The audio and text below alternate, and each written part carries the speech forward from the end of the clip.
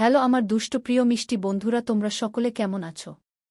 আশা করি তোমরা সকলে অনেক ভালো আছো। বন্ধু, আজ তোমাদের মাঝে নিয়ে আসলাম নতুন একটি লাগালাগির গল্প। বন্ধুরা, গল্পটি শুনলে তোমাদের দাঁড়িয়ে যাবে, তোমরা হাতের কাজ করতে বাধ্য হবে। তাই ভিডিওটি না টেনে শেষ পর্যন্ত গল্পটি দেখুন। চলুন বন্ধুরা, আর কথা না বাড়িয়ে গল্পটি শুরু করি। নিহানের কথা শুনে মিহি একটা মুখ ভেঙচি কাটে। সবসময় শুধু তাকে অপমান করে একটু চুরি করে খাবার খেয়েছে, তার জন্য কি তাকে চুন্নি বলে ডাকবে? মিহির মুখ দেখে নিহানের খুব হাসি পায়। মেয়েটা সত্যি অনেক বাচ্চা। নিহান বলে, মিহি তাহলে আপনি ঘুমিয়ে পড়ুন, ঘুমের ঔষধ খাওয়ানো হয়েছে তাই ঘুম পেয়ে যাবে। তবে আজকে যেহেতু আপনি অসুস্থ তাই বেডে ঘুমিয়ে পড়ুন, আমি সোফায় গিয়ে ঘুমাবা। আরে বেডে ঘুমানোর দরকার নাই, আমি সোফাতে ঘুমিয়ে পড়তে পারবা। আর এই সোফা অনেক বড়, আমি তো এর চেয়ে ছোট জায়গায় ঘুমিয়েছি। আপনি বেডে ঘুমান। নিহান মিহিকে বেডে ঘুমাতে বলে, কিন্তু মিহি রাজি হয় নাই। সে সোফায় শুয়ে পড়ে। ঘুমের ঔষধ খাওয়ার ফলে মিহি তাড়াতাড়ি ঘুমিয়ে পড়ে, কিন্তু নিহানের ঘুমে ধরে নাই। হঠাৎ করে নিহানের ফোন বেজে উঠে চেক করে দেখে সানভি ফোন করেছে।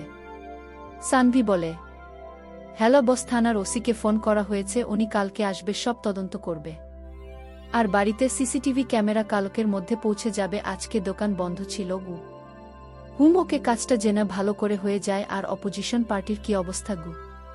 নিহান আর সানভি বেশ অনেক সময় রাজনীতির বিষয় নিয়ে কথা বলল আর বাড়ির সিকিউরিটির বিষয়ে। নিহান ফোন রেখে ঘরে ফিরে আসে। এতক্ষণ বেলকনিতে দাঁড়িয়ে কথা বলছিল। ঘরে ফিরে এসে দেখে মিহির দিকে চোখ যায়। ওর দেখে মনে হচ্ছে ঘুমিয়ে পড়ে। নিহান সোফার কাছে যায়। মিহি ঘুমের মধ্যে ওর হাতটা সোফা থেকে ফেলে দিতে যাবে, তখন নিহান ধরে ফেলে। নিহান বলে, এই জন্য এই মেয়েটাকে বলেছিলাম বেডে ঘুমাতে, এইরকম হাত পা না ছড়িয়ে। উনি তো ঘুমাতে পারেন না, হাতের যা অবস্থা, যদি ব্যথা লাগে। কিন্তু একটা কথা শুনে না আমার। নিহানের কথা মিহির কান অবধি যায় নাই, কারণ ও এখন ঘুমিয়ে রয়েছে। নিহান মুগ্ধ হয়ে ঘুমন্ত মিহিকে দেখে, মেয়েটা জেগে থাকলে কত দুষ্টামি করে, কিন্তু ঘুমিয়ে থাকলে কি শান্ত। মিহির চোখের সামনে আসা চুলগুলো নিহান সরিয়ে কানের কাছে গুজে দেয় আর বলে, এই মেয়েটা সত্যি অদ্ভুত। কখনো মনে হয় এইরকম বাচ্চামি কেউ করতে পারে। হয়তো এই বাচ্চামিগুলোর জন্য মিহিকে এত ভালো লাগে। নিহান হেসে মিহির হাত পা সব সুন্দর করে সোফায় রাখে আর আলমারি থেকে কয়েকটা বালিশ নিয়ে চারপাশে দিয়ে দেয়। এরপর নিহান বেডে শুয়ে পড়ে। সকাল হয়ে গেছে। জানলা ভেদ করে এক মুঠো মিষ্টি রোদ এসে পড়েছে নিহানের চোখে। নিহান চোখ খুলে ফেলে সোফার দিকে তাকিয়ে দেখে সেখানে মিহি ঘুমিয়ে রয়েছে।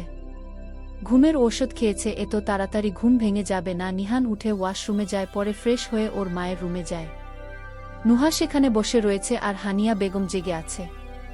নিহান রুমে ঢুকে বলে, মম, তোমার শরীর কেমন আছে? কোথাও কি ব্যথা করছে? তুমি কি ঠিক আছে? হানিয়া বেগম ছেলের এত চিন্তা দেখে হাসে, যদি ও তার শরীরে অনেক জায়গায় পুড়ে গেছে, ব্যথা রয়েছে। হানিয়া বেগম বলে, নিহান, আমি একদম ঠিক আছি, কোথাও ব্যথা করছে না। কালকে যা আগুন লেগেছিল, সত্যি মম, অনেক ভয় পেয়ে গিয়েছিলাম। আচ্ছা, খাবার খেয়েছে তুমি মম? নিহানের কথার মধ্যে সারা খাবার নিয়ে আসে।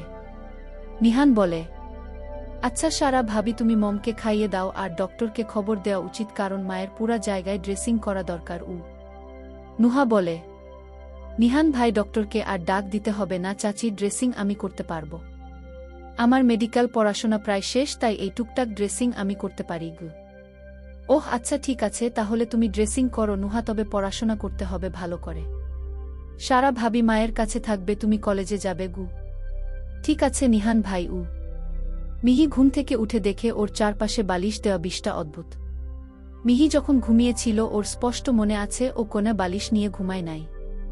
মনে হয় ওই খাটাস লোক দিয়েছে। মিহি তাকিয়ে দেখে নিহান বিছানায় নাই। ঘুম থেকে উঠে পড়েছে এইটা ভেবে ওয়াশরুমে চলে যায়। ফ্রেশ হয়ে এসে আলমারি থেকে একটা থ্রিপিস বের করে। মিহি বলে, আজকে থ্রিপিস পরতে হবে, শাড়ি আর পরতে পারব না। সারা হানিয়া বেগমকে খাইয়ে দেয়। নিহান এতক্ষণ সময় ওর মায়ের কাছে বসে রয়েছে। এরপর হানিয়া বেগমকে ওষুধ খাইয়ে ওনাকে রেস্ট নিতে বলা হয়। নিহান আর সারা রুম থেকে বেরিয়ে আসে। নিহান বলে, সারা ভাবি মম তখন সামনে ছিল, তাই কথাটা বলতে পারি নাই। আজকে বাসায় পুলিশ আসবে। কালকে মমের রুমে যে আগুন লেগেছিল সেটা কি করে লাগলা, আর কে বাহির থেকে রুমের দরজা লক করেছে সেটা জানতে হবে। তুমি ঠিক বলেছেন নিহান, সত্যি কালকের ঘটনার কথা ভাবলে আমার কলিজা কেঁপে উঠে। যদি মিহি না থাকতো তাহলে কি যে হতো? এই বিষয়ে জানা সত্যি জরুরি। আচ্ছা মিহি কোথায়? ওহ ঠিক আছে, কালকে আগুনে। ওহ মনে হয় ব্যথা পেয়েছে গিউ। মিহির হাতের আর পায়ের কিছু অংশ পুড়ে গেছে, তবে ওকে মেডিসিন দিয়েছি, এখনো ঘুমিয়ে রয়েছে গিউ। ওহ আচ্ছা, এত ঝামেলার মধ্যে মিহির কাছে যেতেই পারি নাই, যখন ও ঘুমিয়ে রয়েছে বিরক্ত করব না, পরে গিয়ে দেখে আসবা ওকে। আচ্ছা নিহান আমি যাই, জায়ান অফিসে চলে যাব, ওর টিফিন রেডি করতে হবে। নিহান সারার সাথে কথা বলা শেষ করে রুমের দিকে চলে আসে। রুমে ঢুকে মিহিকে দেখে আয়নার সামনে দাঁড়িয়ে রয়েছে। নিহান বলে, মিহি আপনি ঘুম থেকে উঠে পড়েছেন? উঠে পড়েছি একটু আগে। কি? নিহান বেডে গিয়ে বসে যায়। অন্যদিকে মিহি আয়নার সামনে দাঁড়িয়ে অনেক সময় ধরে একটা গলার চেইন পরার চেষ্টা করছে। এই গোল্ড চেইন ওর মায়ের দেওয়া উপহার, সবসময় পরে থাকে, কিন্তু কালকে বুভাতের জন্য খুলে রাখা হয়েছিল। নিহান মিহির দিকে তাকিয়ে দেখে আর বলে, কি হলো, এতক্ষণ আয়নার সামনে দাঁড়িয়ে রয়েছেন কোনাগি?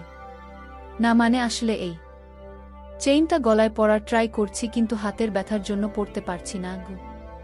নিহান বেড থেকে উঠে গিয়ে আয়নার সামনে গিয়ে দাঁড়িয়ে যায়, মিহির হাত থেকে চেইন নিয়ে নেয়। নিহান বলে, মিহি দেন, আমি পরিয়ে দেয় গি। যদি আপনি ছিঁড়ে ফেলেন গু। নিহান জোর করে চেইনটা পরিয়ে দেয় আর বলে, সব জিনিস আমি খারাপ করে ফেলি না, কি সুন্দর করে পরিয়ে দিলাম। নিহান সব জিনিসে বেস্ট আর ফাস্ট হয়। নিহানের ফাস্ট কথাটা শুনে মিহির পরীক্ষার রেজাল্ট কথা মনে পড়ে যায়। আজকে ওর রেজাল্ট দেওয়ার কথা। মিহি যা পরীক্ষা দিয়েছে তাতে নিশ্চয়ই সে ফেল করবে, কিন্তু সেটা সমস্যা না। মিহির ভার্সিটি অনেক করা, তাই যদি ফেল করে সাথে সাথে ওর আব্বুকে ফোন করে বলে দিবে। সেই কথা শুনে ওর আব্বু যদি এখানে চলে আসে, সর্বনাশ হয়ে যাবে।